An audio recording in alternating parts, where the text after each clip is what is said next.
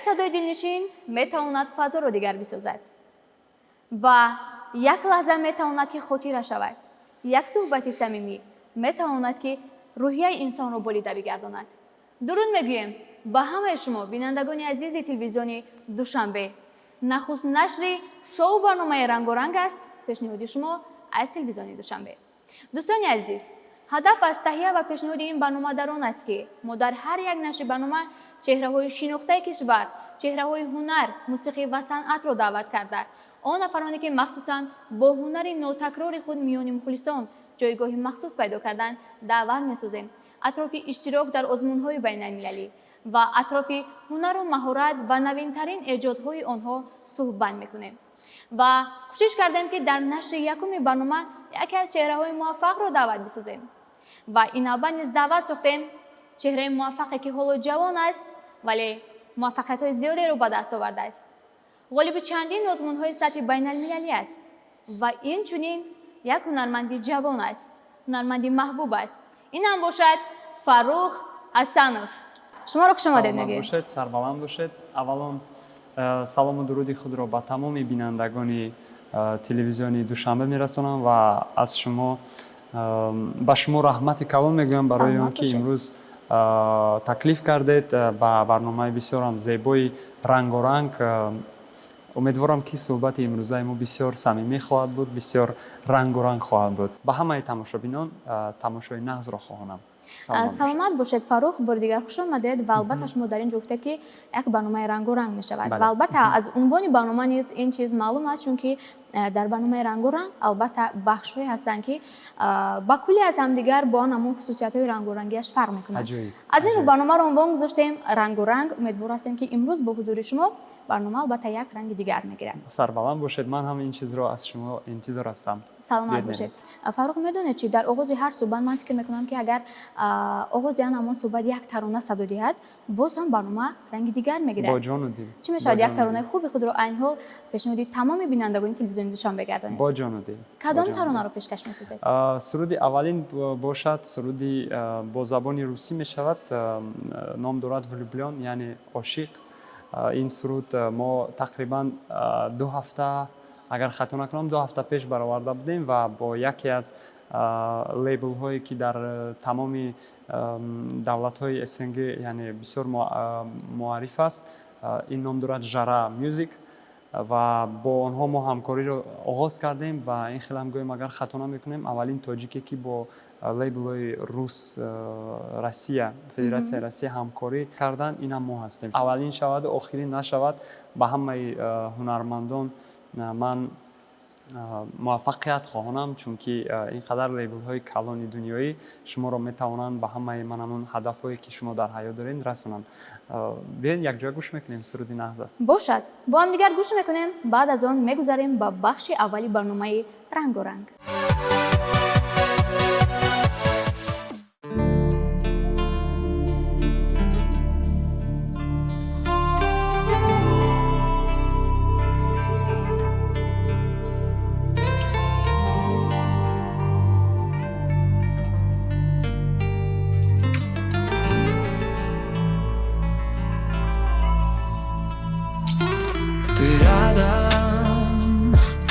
И мир становится тише, слова не нужны. Все говорит взгляд в руках твоих. Моя тихая, тихая сыпь, где тонут сомнения, улетает страх. Шаг за шагом мы вместе идем, без спешки, без фальши, как будто во сне ты мой остров. Ты мой тихий причал, когда ты со мною, мне больше не страшно. Звезды в глазах, огоньки вдали, мы с тобой словно мелодии. Светит луна, и ночь полна тепла, я верю в любовь навсегда. Когда ты влюблен, весь мир становится ярче и дальше дождь поет свои песни для нас, когда ты влюблен. Не страшны ни сомнения, ни страхи, пускай будет эта ночь длиннее весенних фроз. Твои слова, как нежный дождь весной омывают душу и дарят покой в каждом вздохе, тепло и мечты. С тобой я свободен, как птица в пути. Пусть будет нам светить лишь одна звезда. Пусть время уйдет, нам не нужны слова. В объятиях твоих вся вселенная спит, и сердце мое от счастья поет и горит, когда ты влюблен. Весь мир становится ярче, даже дождь поет свои песни для нас, когда ты влюблен. Не страшны ни сомнения, ни страхи, пускай будет эта ночь длиннее весенних роз. Когда ты влюблен, весь мир становится ярче, даже дождь поет свои песни для нас, когда ты влюблен. Не страшны ни сомнения, ни страхи, пускай будет эта ночь длиннее весенних роз.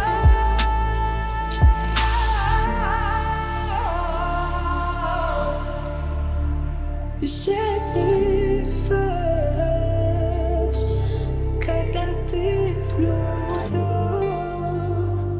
Не страшны ни сомнения, ни страхи, пускай будет эта ночь длиннее весенних роз.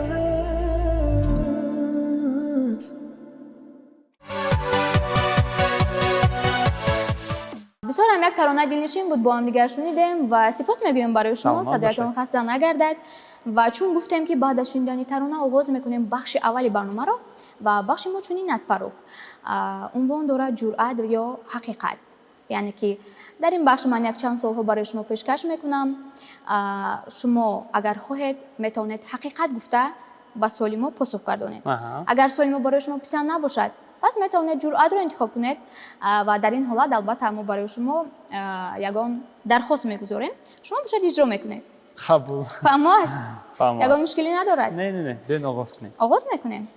در آغاز فعالیت خود وقتی هنوز مشهور نبودید آیا یگان بار با مبلغ خیلی کم هنرنمایی کرده اید؟ اگر ها کمترین حقی که گرفته بودید چقدر بود و امروز از یادآوری آن خجالت میکشید یا نه؟ جرأت یا حقیقت؟ حقیقت. باشد با هم دیگر میشنویم حقیقت.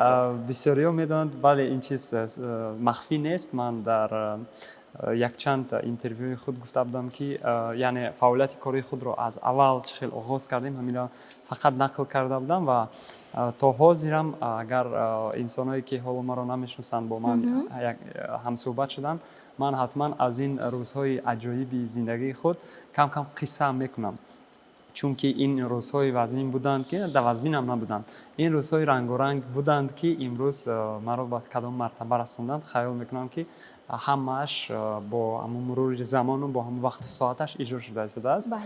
اولین یعنی گفتگی شما از همه اگر گنراری از همه پستم گویم خطا نمیکنیم. چقدر بود؟ بله در یکی از طربخانه‌های پیش جمهوریمون که حالا اون طربخانه جایش یک بینای عجایب کلان ساخته شده است. آغازی کار در طربخانه ها رو آغاز کردیم و بینید که پیش از این من در طربخانه های توی طربخانه ها افیتسند با افیتسند کار میکردم و پیش خدمت کار میکردم و بعد آن که رفیقم به من زنگ زد گفت که جورجا من در یک طربخانه عجایبی امریکایی یعنی اروپایی کار در اومدم. در آنجا من فقط سرودهای تاجیکی میخونم و رئیس همین طربخانه در کار است که یگان سراینده باشد که با زبانهای انگلیسی و روسی و ترکی و فلان و دیگر زبانهای خارجی بله سرود سراید و این به من بسیار پسند آمد چون که ما وقتی که در پیش خدمت وقتی که کار میکردیم یک روز کاری ما من راضی شدم که در 50 تومان کار کنم و اولین گنراری که در صحنه برای من داده بودند 50 تومانی بود. 50 تومانی بود. باور کنید من با همین گنرار که یگان نیم سال کار کردم ним сол кор кардам то ин ки дар ин муддати ним сол боз шиносои нав бо дигар тарабхонаҳо ва бо дигар инсонои яъне тиҷораткорои шаҳри азизамон ки бо онҳо яъне рафиқӣ пайдо кардем ҷурагӣ пайдо кардем ва оста аз миқдори 50 мо аллакай бардоштед гонораро. хестем камтар. беҳтарин. Хуш, ва дар инҷо суол буд ки аз ёдовари он шарм намедоред, яъне хиҷолат намекашед? хеле ки ман барои шумо ҳақиқатро ҳозир гуфтам ва рӯям тамоман сурх нест. беҳтарин. Барои ман фахр аст, рости гап. Фахр аст. ва ҳастанд нафароне ки махсусан ин чизҳоро гуфтан намехоҳанд. Дар ин барнома махсусан бахши ҷуръат ва ҳақиқатро ворид сохтем, то ин ки ҳамон лаҳзаҳое ки барои ҳар як ҳунарманд махсусан шояд ёдовариаш гоҳе барояш шарм биёрад ё ин ки бояд барояш фахр кунад, аз ҳамин лӯз мо ин бахшро ҷо кардем ва фикр мекунам барои шумо ягон мушкилӣ надорад. Не. суоли дигар. дар шоу бизнес одатан рақобат бениҳоят зиёд аст. оё ҳаст ҳунарманде ки вақте муваффақияти ӯро мебинед ба худ мегӯед ки ман бояд аз ӯ беҳтару пештар бошам? дар мо калимаи шоу-бизнес он қадар заиф аст ки мақсади гапам нест ки агар мо гӯем ки мо вай мекунем, рақобатӣ мекунем. бале мо дар ватани худ бисёр ҳунармандои болаёқат ва хело машҳурам дорем ки дар тамоми дунё соҳиби истеъдоданд, дар тамоми дунё машҳур шуданд бо сурудҳои ҷазоби худ ва медонед ба фикри ман шахсияте буд ки ман хостам ки ба мисли ҳамин шахсият яъне корҳом пеш раваду сурудома гӯш кунанду сурудома замзама кунанд. барои ҳамин ман кӯшиш мекардам. Инам буд Сафар Муҳаммад. яъне идеали шумо Сафар Муҳаммад буд? Идеал неву, идеал бисёр калимаи калонтар аст. Бале. Идеал неву яъне шахсияте ки ташаккур ба он мегӯям ки вақте ки Сафар Муҳаммад ҳозир дӯсти азизи ман аст, дӯсти наздики ман аст, вақте ки аввал корҳояшонро кардам, ман сурудошонро замзама мекардам ва як кӯшишу ғайрат баҳри ҳамин буд ки ба мисли Сафар Муҳаммад сурудои ман замзама кунанд. ва шукри худо яъне барномаҳое шуд, яъне корҳои пеши шуд, пешсафе шуд ки аллакай мо аз ин чаҳорчӯба ҳам тавонистем берун бароем. яъне на танҳо дар ҳудуди кишвар, балки дар тамоми дунё ҳам мегӯем хато намекунем. бале камтарак аз ҳамин чаҳорчӯба мо берунтар баромадем. беҳтарин. ин хуб аст барои ман. албатта. хуш, боз ҳам мехостам суоли дигарро бароятон пешкаш кунам ва суоли навбатӣ мо чунин аст. дар ҳаётатон доред ягон саргузашт ё хотирае ки агар онро ба хотир биёред хиҷолат мешавед? агар ин гуна ҳолат бошад, пас бояд онро ин лаҳза нақл кунед. ҷуръат ё ҳақиқат? ман метавонам бар ин саволи шумо ҳақиқатро гӯм, лекин фикр мекунам ки агар ҷуръат интихоб кунам камтарак рангоранг хоҳад шуд. ва шумо ҳоло намедонед ки дар бахши махсусан интихоби ҷуръат шуморо чӣ интизор аст? шояд номаълум ки шумо чӣ дархостро иҷро мекунед. биёд як розӣ ҳастед? бале месанҷем ҷуръатро месанҷем, мебинем ки чӣ намуд бозиҳо маро интизор ҳастанд. беҳтарин.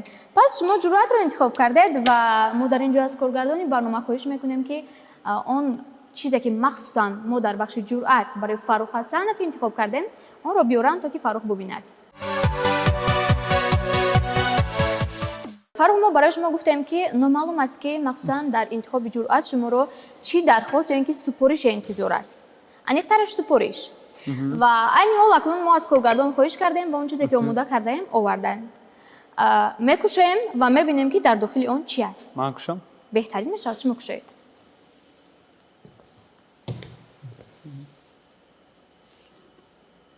ман ба шумо кӯмак кунам? Не.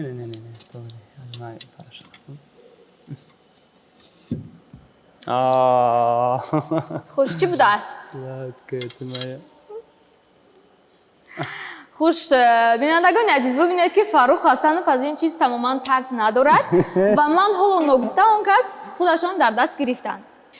Фаррух, медонед чи ман интизор доштам ки шояд шумо метарсед. хадар хазандаи не, ман бисёр ҳамин ҳашароту ҳайвонотро бисёри бад хазандаҳоро бисёри бад дӯст медорам ва яке аз дӯст медоштам ин мор аст. шумо бисёр як интихоби нақс кардед. дуруст интихоб кардем. аввалин танҳо аз як чиз ман тарси калон дорам, инам аст тортанак.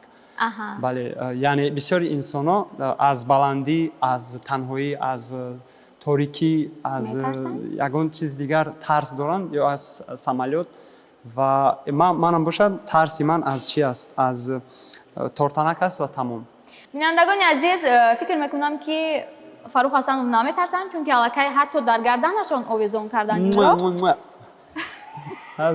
Азиз. хуш, Молум шаё ки 20 дақиқа. метавонед ки онро гузоред ва боз дар ин ҷо як сол дигар дорем. Солро пешниҳод мекунем ва хуш ҳамин гуна боз ҳам барномаи мо албатта ки идома меёбад. хуш, бинандагони азиз, Фарух Ҳасанов дар ин ҷо ҷуръатро интихоб кардан ва ҷуръат карда моро ба даст гирифтан, ҳатто дар гардани худ овезон кардан. Ҳатто ва- бусидан. бале, ҳатто бусидан.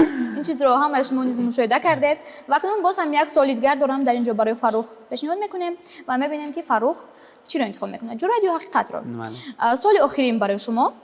Фарух, шахсе ки аллакай муваффақ аст, ҳамеша зери таваҷҷӯҳ қарор мегирад ва боз ҳастанд ана ҳамон дӯсту рафиқоне ки дар наздатон шуморо эҳтирому таъриф мекунанд, вале аз пушти саратон бошад дигар хел ҳарфҳо мезананд. бо ин гуна одамо рӯбарӯ шудаед ва боре ҳам шудааст ки бо онҳо баҳс кунед. Ман ҷуръатро интихоб мекунам. ин набаниз ҷуръатро Бале. интихоб мекунед.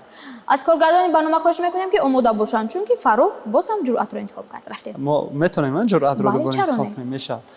Пеш аз он ки ҷуръатро интихоб кардам, ба шумо як қиссаро гӯям ки касабаи мо ки дар рушд гирифтем, кор карда истодем, як хусусияти хурдакак дорад ки мардум, яъне бисёр дар ҳамин равиши кор бисёр мо ба мо ҳамин инсоное ки пешравии моро намехоҳанд, Бале. шахсиятҳо бисёр пайдо мешавад ва хуб аст ки инҳо бисёр пайдо мешаванд, чунки инҳонам набошанд кори мо бо пеш наверавад.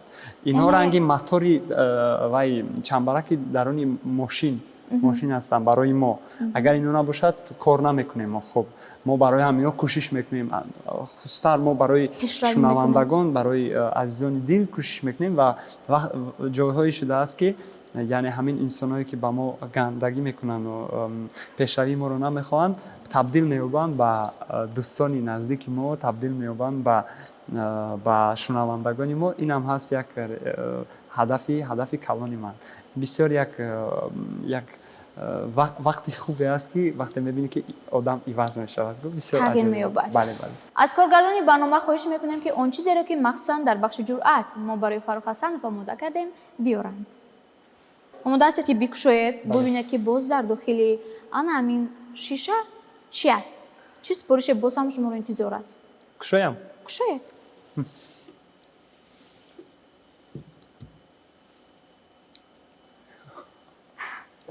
хуш, ҳамин рӯймолро бардоред то ин ки якҷоя бубинем ки чи аст дар дохили. Вау!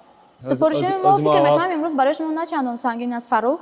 Ози аввал камтар шинос шавем ҳамроҳ. шумо ҳоло шиносоӣ карда истодаед? Бале, шинос шавем ки ман Қад иро боз. намешиносам рости гап. Аҳа, бошад. чӣ гуна эҳсосот шуморо фаро гирифт, Фарух, вақте ки онро дар дастатон гирифтед? тарс нест дар шумо?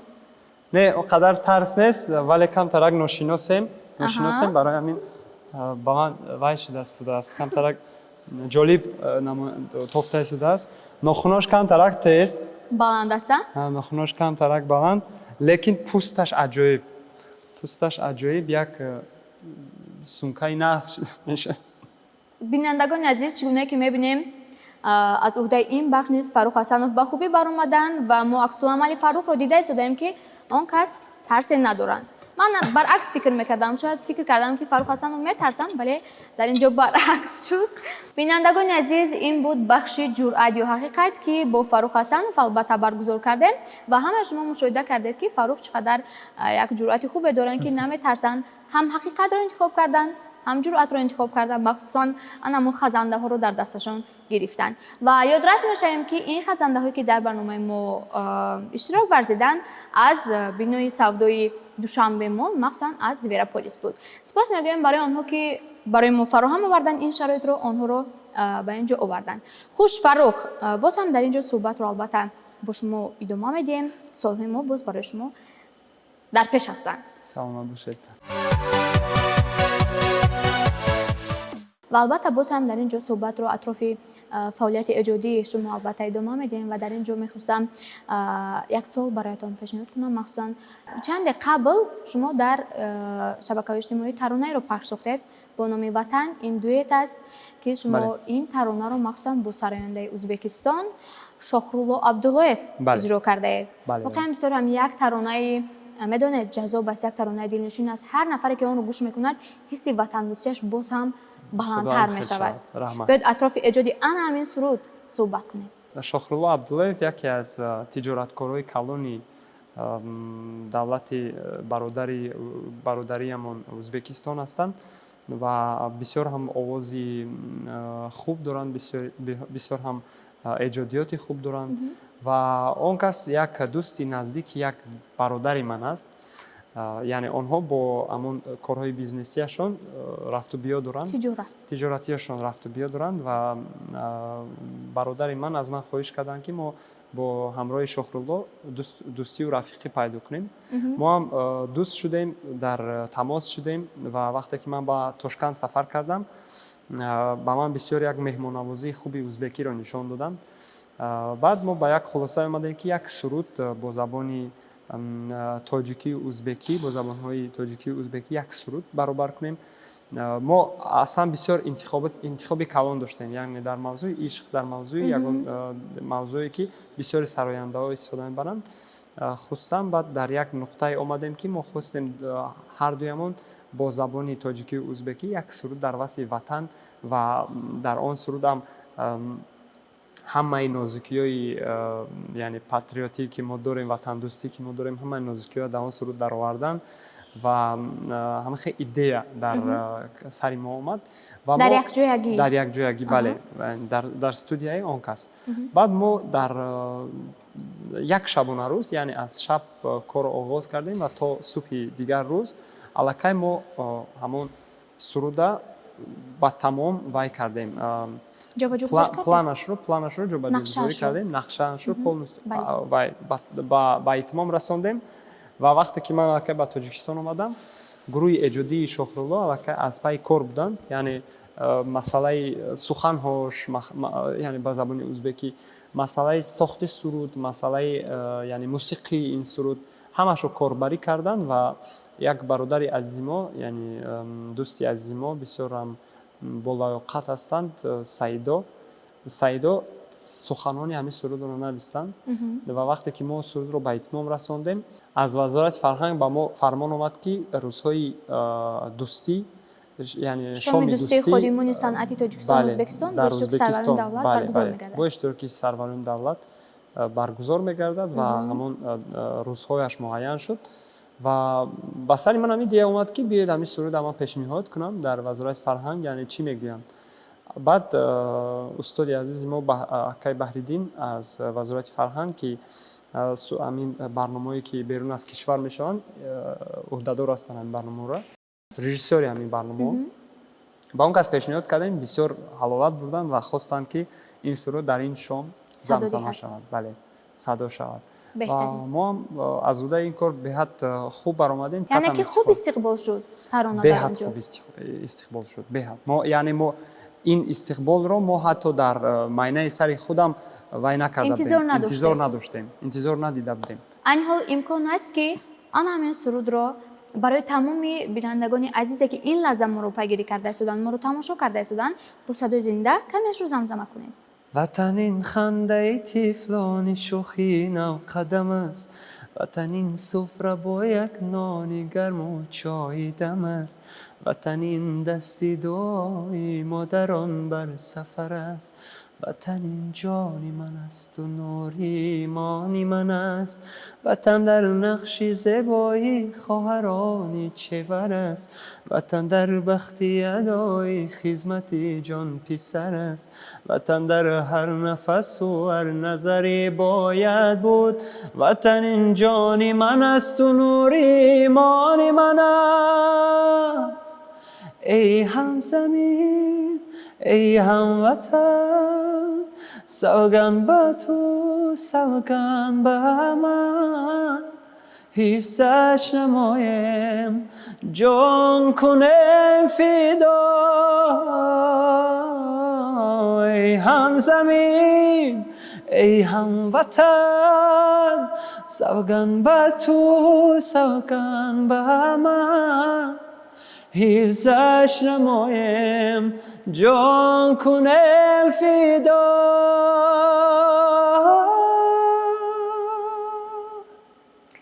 فروخ من با شما تشکر زیاد میگویم. واقعا یک صدای نو تکرار داره. بذار انا این صدای شما هیچگاه احساس خستگی رو نکند. سربلند باشید. رحمتی کنم به همه شما تماشابینان و به شما که امروز تکلیف کرده. بسیار برای من شرف است. خوش. فروخ ما در آغاز برنامه چگونه که گفتیم البته برنامه رنگ و رنگ از یک چند بخش‌های گوناگون عبارت است و اکنون بخش یکم رو سپری کردیم. بخش دوم رو با شما می‌خوایم آغاز کنیم و بخش دوم ما چنین برگزار می‌گردد. در نظر من آن همین حرف‌ها است. آن همین حرف‌ها. من این حال اینها رو با شما می‌سپارم. شما باشید از این حرف‌ها نام یکی از هنرمندان محبوب رو مخصوصاً که برای شما پسند است نام آنها رو می‌سازید یک هنرمند رو تنها و یک نقش خوبش رو اجرا میکنید. ما البته برای شما گفتیم که شما یکی از هنرمندانی که خودتان دوست می‌دارید میپسندید نقشش برایتان پسند است نام یکی از آنها رو بسازید و یک پارچه از نقش مشهورش رو اجرا کنید. شما در اینجا ساختید عبیدالله. بله. یعنی شخصیتی هستند که اگر لگندای سینمای تاجیک بگیم خطا نمیکنیم. در نقشای این شخص ما کلان شدیم با وی هستیم و برای من ایدئال عبیدالله رجبوف شادروان. بله شادروان عبیدالله رجبوف استادی صحنه و استادی اولین استنداپی که در جمهوری تاجیکستان بود و در زمان SSR بود این شخصیت است و بسیاری صحنه‌هاش در خاطر آمده ایستادن الکی یک من وقتی که نامش رو نوشتم باز یک احساسات در دل آمد که به خانه رفته باز از نو همون نقشه‌هایی که ما تماشا کرده بودیم سالهای گذشته همون از نو با کوفته یافته تماشا کنیم. یک صحنه عجایب دارد وقتی که خیلی گفتم استنداپ انگور میچیند میخورد که بعد در صحنه شده است انگور میخورد بعد تلفنم میگیرد با تلفن گپ زده است. الو چی میتیا؟ بگیش آخی؟ نمیتیا؟ چی بنا میتیا؟ ای خیلی بتاتا میتاتا نتاتا نمیتاتا. یک صحنه‌ای که هیچ وقت از خاطر من نخواهد رفت. شادروان استاد عبیدالله رجبوف بگذار روحشان همیشه شاد باشند بگذار روحشان همه وقت دانند که مردمی تاجیک مردمی و فرهنگ تاجیک هیچ وقت و هیچگاه این شخصیت رو از یاد نمیبرند. بله. فروخ میدونید چی؟ شما نیز هنری نقش‌آفرینی خوب داشته. کینو میتواند که دعوت سازید. با تماس برای بهترین تشکر زیاد از اوتش واقعا خوب برآمدید. تو این درجه انتظار نداشتم و شما نیز سلامت باشید و باز هم البته برنامه خود رو ادامه میدیم. صحبت در اینجا زیاد کردیم بخش‌ها گذروندیم و خوب میشد که باز هم یک ترانه دلنشین در اینجا صدا دهیم. کدام ترانه اجرا میشد این ترانه نوبتی بگذار ترانه شود که اولین سرود با زبان تاجیکی که خودم نوشتم. کدام ترانه؟ نام دارد امروز. بله این سرود یکی از ترانه‌های دوست داشته فکر می‌کنم تمام جوانان تاجیکستان. بگذارم خیلی باشد. تشکر زیاد باشه. بینندگان عزیز ترانه امروز را از جانب فروخ حسن و با هم دیگر میشنویم. بعد از آن باز میگذاریم با بخش‌های دیگری برنامه.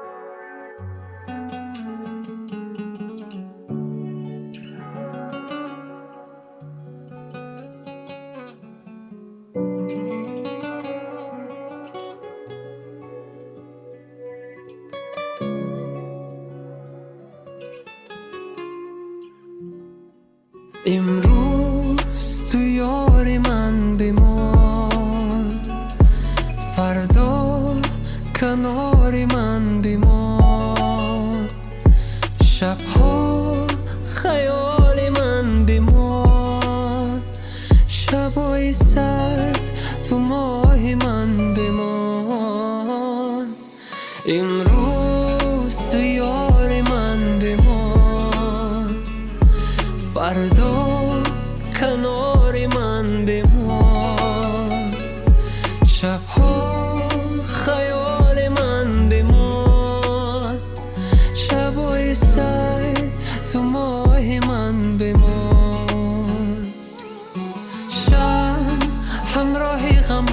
میسوزد از نیمه شب تا غروبی آفتاب با مرور زمان میبارد برف تا باز در آغوش گیری مرا ستاره ها به شمارن اما چون نوری ماهی تابان ارزش ندارن مرا از من کی با تو میرود دنیای رنگینم مرا از من کی با تو میرود دنیای شیرینم مرا کی به تو قلبی من ندام مرا کی ستاره میافتد از آسمان امروز تو یار من بمان فردا کنار من بمان شبها خیال من بمان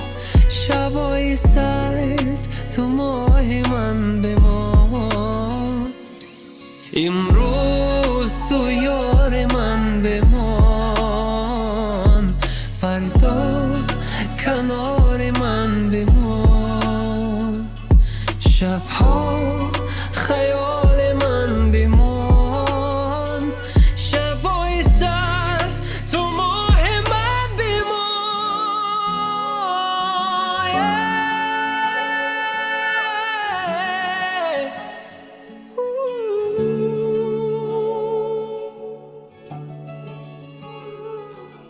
شبای سرد شبای سرد تو ماه من بمان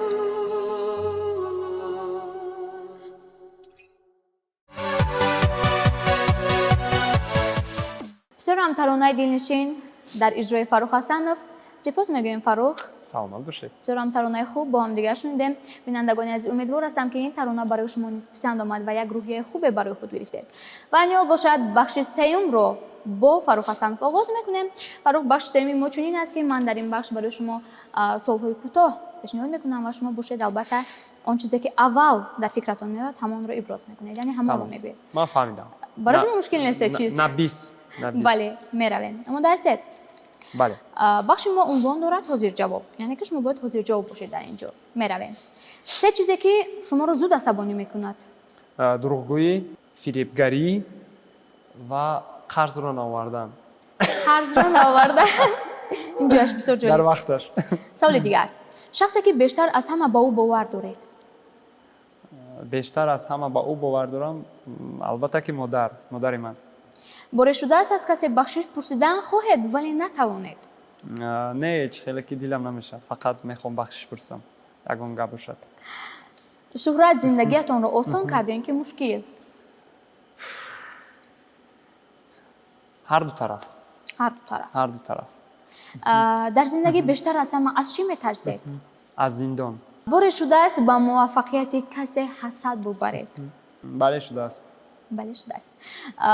باره شده است از احترام زیادی مخلصان اشک شادی ریخته باشید. بله. اگر امروز همه چیز رو از صفر آغاز میکردید باز هم راه صنعت رو انتخاب میکردید؟ بله. کدام خصلت های انسانی با شما پسند نیست؟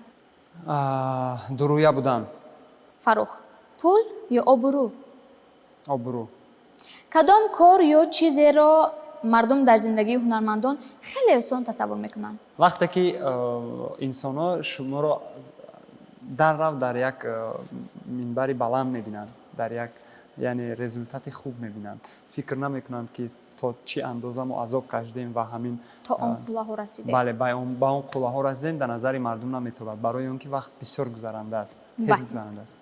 کدام خطایتان شما رو بیشتر قوی ساخت؟ نمیدونم، در این موضوع الان فکر نکردم راستی گفت. باشد. اگر امروز با فروخ 10 سال پیش یک نصیحت میدادید آن چه بود؟ تسلیم نشو. بله. بهترین این بود بخش حاضر جواب و البته که فروخ حسنov به یگان است به هر سوالی ما البته جوابی بسیار کوشش کردم. تشکر زیاد. سلامت باشید فروخ. این بود بخش حاضر جواب و اکنون باز هم یک کم دیگر صحبت رو با شما ادامه میدیم اطراف اشتراک فعالانه شما در آزمون‌های سطح بین‌المللی. همگان میدونن که شما غالب آزمون تلویزیونی نوک افسر مستر شده بودید. این هم باشد بله. تقریبا 3 سال پیش. بله 3 سال پیش. بیاید اطراف اشتراکاتون در این آزمون صحبت میکنیم و آزمون هایی که مخصوصا این حال شما در آن اشتراک کرده اید. میدونین برای من یک چیز بسیاری بد جالب مینماید آن چیز همین است که وقتی که من را تکلیف میکنن در برنامه‌های تلویزیونی یا اینکه در یگان اینترویو هیچ کس اشتراکی من رو در اینترویو روسیه هیچ کس انتظار نمی شود و هیچ کس سوال نمی‌کرد. یعنی اطراف این برنامه هیچ کس پرسان نمی شود. شاید این برای آن خاطر باشد که ما تاجیکستان پنجم جا گرفتیم در تمام دنیا. شاید که دوستان عزیز همه شهروندان تاجیک انتظار بودن که ما هر وقت برای یکم جا میگیریم. هر وقت برای یکم جا شدن هم نمی شود. این خیلی ناممکن است چون که اولین درجه علاقه ما همون چارچوبه همین برنامه رو علاقه باز قوی‌تر گرداندیم، باز بسیارتر گرداندیم. علاقه از تمامی از 23 دولت روی دنیا اشتراک داشتن و در آنجا تاجیکستان یعنی با رقم 5 خود در 5 گونه دنیا در آمدن با فکر من شخصی برای من یک جایزه بسیار هم بقوت است. بزرگ با مثل از نو کفسه مثل هم سطح بلند. چون که بعد ما دولت ابرقدرت خیتای هندوستان یعنی این دولت هایی که از ما پیش رفتن اینها از پس ما بودند. شما فکر کرده هستید؟ بله.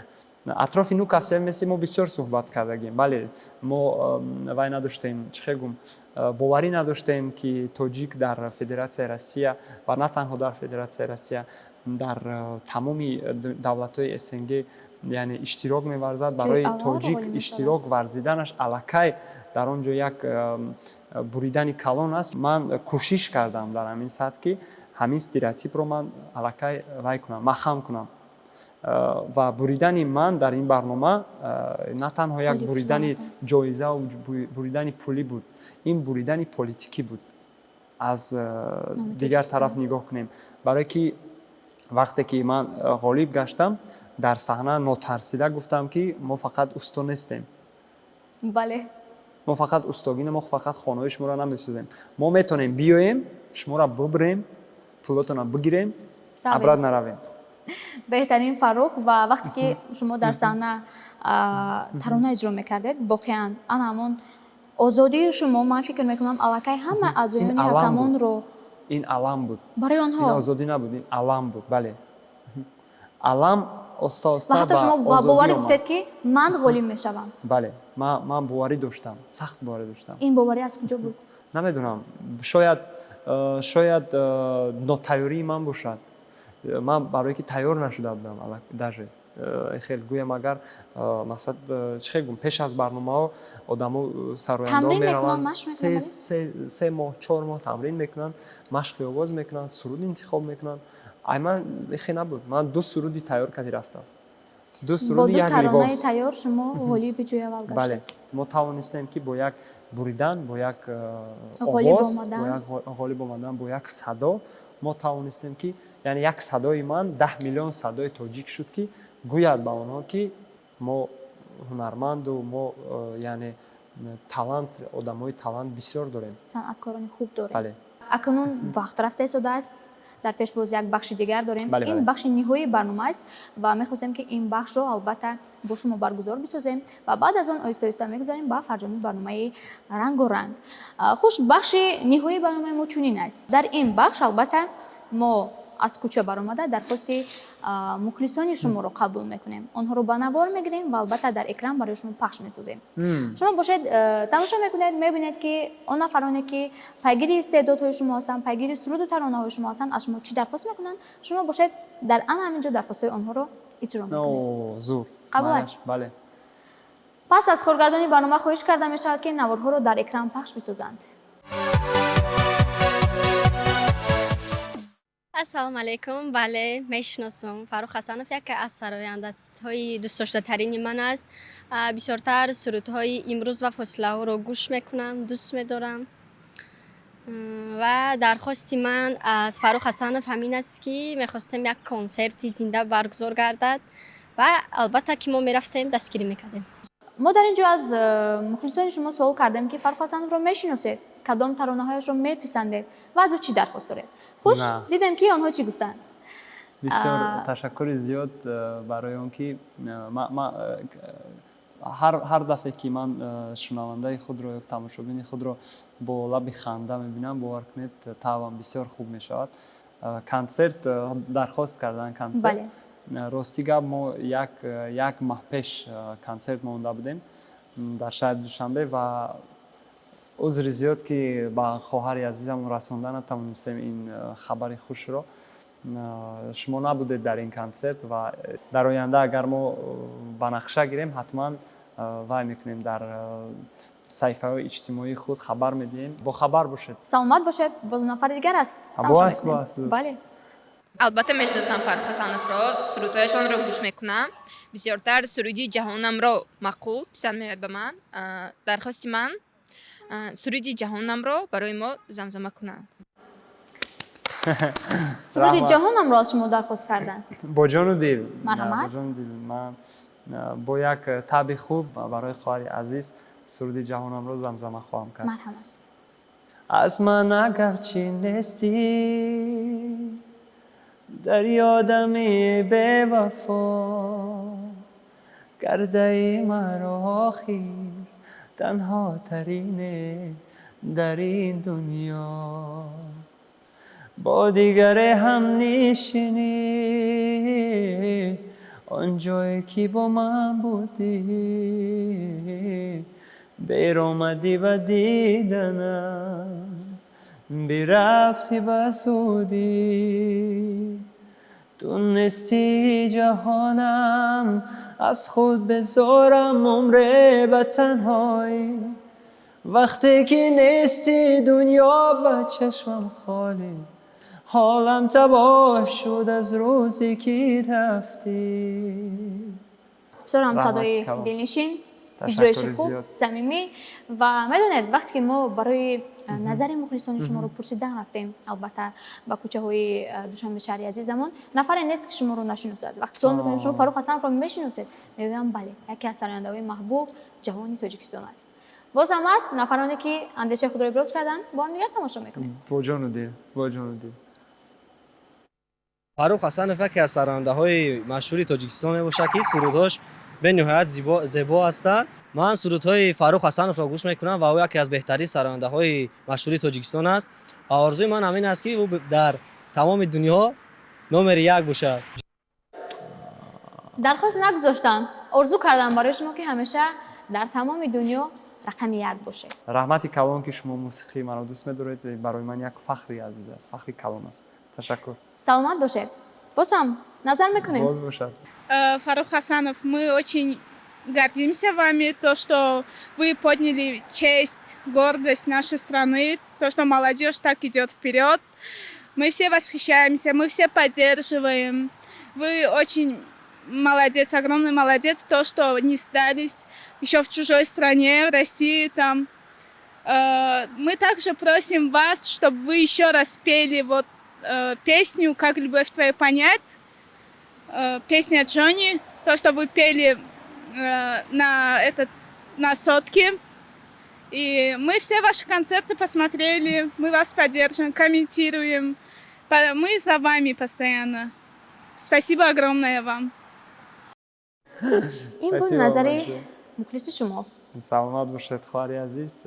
تشکر زیاد شما دارم برای دستگیریتون در این برنامه محبوبی بین‌المللی و چه که قید کردیم این جایزه همه ما است و این سرودی که در دور نیم نهایی ما زمزمه کرده بودیم یعنی سرود جونی چه قید کردن برای شما یک بار دیگر می‌سراییم. مرحمت. Как любовь твою понять, я стараюсь доверять, но ты сжигаешь все во мне. Ой, я везде ищу твой взгляд, у меня манит назад, но с тобою мне больней. Признаю, с тобой я мог коснуться до луны. Улетаю, Когда стучишься снова в мои сны, и все, что думаю я навек, теперь укутал серый снег. Какова судьба, что с тобой нас свела? Как любовь твою понять? Я стараюсь доверять, но ты сжигаешь все во мне. Я везде ищу твой взгляд, меня манит назад, но с тобою мне больнее. سپاس که این ترانه را اجرا کردید و باز نفر دیگر است. با من فاروق حسنوف خیلی پسند می باشد و من همه سرودهایش را دوست می دارم. از همه سرودی دوست داشته من فاصله ها می باشد و من می خواستم که فاروق حسنوف سرودی فاصله ها را به ما زمزمه کند. واقعا مخلص شما درست میگویند. سرود فاصله ها یکی از سرودهای بهترین شماست که در شبکه اجتماعی نیز بیننده زیادی پیدا کرده است و زیادی از جوانان این ترانه را دوست می‌دارند. با جون اجرا کنید این ترانه رو. خواهر جان رحمتی کلان، این سرود برای شما. من از هزار فاصله ها نام تو را میگیرم میمیرم. من از هزار ستاره ها عکسی تو را روی ما میبینم. من از هزار فاصله ها نام تو را میگیرم میمیرم.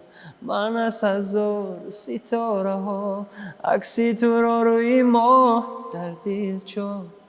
غیری تو کسی نیست، اینجاست کسی نیست، منزل کسی نیست. آن چشمان جز تو در کسی نیست، مثلش در کسی نیست. چشمان غرق و مهر و وفا هست تو ما را یگانه از جهان عشق نشانه. چون کتاب پاره پاره هستی تو دویم کنارم. اصلا من بذارم غیر تو کسی ندارم. من از هزار فاصله ها نامی تو را میگیرم میمیرم. من از هزار ستاره ها عکسی تو را روی ما میبینم. بسیار هم اجرایشی صمیمی. تشکر زیاد میگویم فاروق. و وقتی که هر یک هنرمند، هر یک سراینده سرود رو از تحت دل اجرا میکند، باز هم برای مخلص البته که یک حلاوت دیگر میباشد. از دل به دل. از دل به دل راه مییابد. بگذارم. سلامت باشید فاروق. بار دیگر شما رو خوش آمدید میگیم و شو برنامه رنگ و رنگ و امیدوارم میبندیم که امروز البته شما با اشتراکتان برنامه ما رو باز هم جالب گرداندید و بگذار برای مخلصان، برای آن نفرانی که این لحظه ما رو پیگیری کرده ایستادن نیز چنین باشد. از سرودهایی که شما در این برنامه پیشکش کردید امیدوار هستم که یک حلاوتی دیگری به خود کسب کردن. و بار دیگر خوش آمدید به شو برنامه رنگ و رنگ. در فرجام البته می‌خواستیم نظر شما رو، اندیشه شما رو شنیده باشیم و چی گفتنی هستید برای مخلصان، آن نفرانی که عین حال در نزد آینه‌های نیلگون خود ما رو پیگیری کرده ایستادند. تشکر زیاد برای که وقت صرف کردید. برنامه این شام عزیز ما رو رنگ و رنگ رو که در شبکه دوست داشته ما دوشنبه رفته ایستاده بود، شما وقت جدا کردید، ما رو تماشا کردید. به همه این تشکر. و از نام خود میخواستم که همه مردم تاجیک رو، مردم سرفراز تاجیک رو با ایدهایی که ما لکه گذراندیم، به همه این ایدهای بزرگ تبریک و تهنیت گویم و در خانواده هر یکی شما فقط خوشبختی و خرسندی باشد. بگذار تاجیکستانی عزیز ما همیشه هم خیلی شکوفان باشد، همیشه صلح و وحدت باشد. و تشکر زیاد به محترم جناب عالی، محترم رئیس شهر رستم ملکی، این شهر زیبای ما رو اینقدر زیبا نگه می‌دارند و باور کنید من بسیار مهمانای خود رو از دولت‌های خارجی تکلیف می‌نمایم. هر وقتی که من دوشنبه رو نشان میدم آنها باوریشون نمی‌بیاید که دوشنبه اینقدر شهر زیبا است و با همه این به شما رحمت میگیم. دوستان عزیز، تاجیکانی روی دنیا، تاجیکانی با فرهنگ روی دنیا، ҳамеша сарбаланду хонобод бошед, ҳамеша дар лабонатон ханда говро бошаду ҳамеша мусиқии самимиро гӯш кунед. Раҳмати калон ба ҳаматон. саломат бошед Фаррух, бори дигар хуш омадед ба барнома Саломат ва хуш дар ин ҷо барои он нафароне ки моро пайгирӣ карда истоданд, тамошо карда истоданд. Бинандагони азиз, ёдрас мешавем, ин нашри якуми шоу барномаи рангу ранг буд. пешниҳоди шумо аз телевизиони Душанбе. ҳамеша бо барномаҳои зебо ва рангини телевизиони Душанбе бимонед. То барномаҳои дигар, хайр.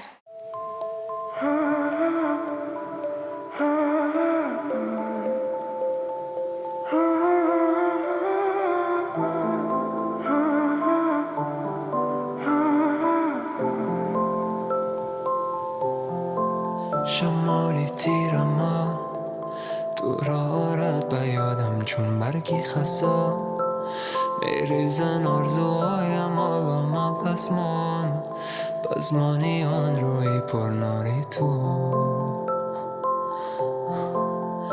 هر ساعت و ثانیه آن بوی عطر تو به یادم آید فاصله لک بین ما را دور می سازد از هم دیگر فریاد تو فریادم بیکنه نازنینم دریاد تو دریادم تو هستی آرامی زندگیم صدای دلم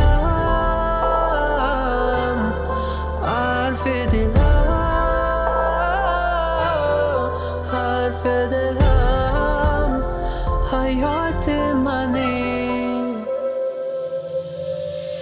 بیا بشین نزد من در آغوش من اجرا تو را تنها نمیگذارم اما نمیرسی دومره که تو داری خواب مالک بداری تو کجا میبری با دادی دلم بگو که میرسی چرا نسبت بهش داره محوثه خوشی من برده هیچ جادویی مگر چرا دورم از هم دیگر خوبه یاد داری یاری دیگر فریاد تو فریادم بیکنه نازنینم دریاد تو دریادم تو هستی آرامی زندگیم صدای دلم حرف دلم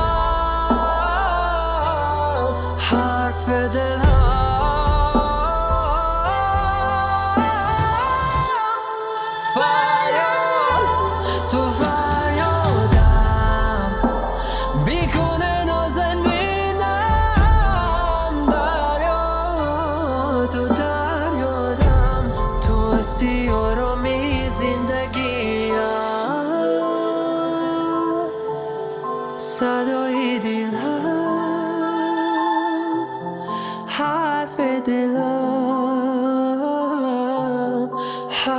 دلم حیات منی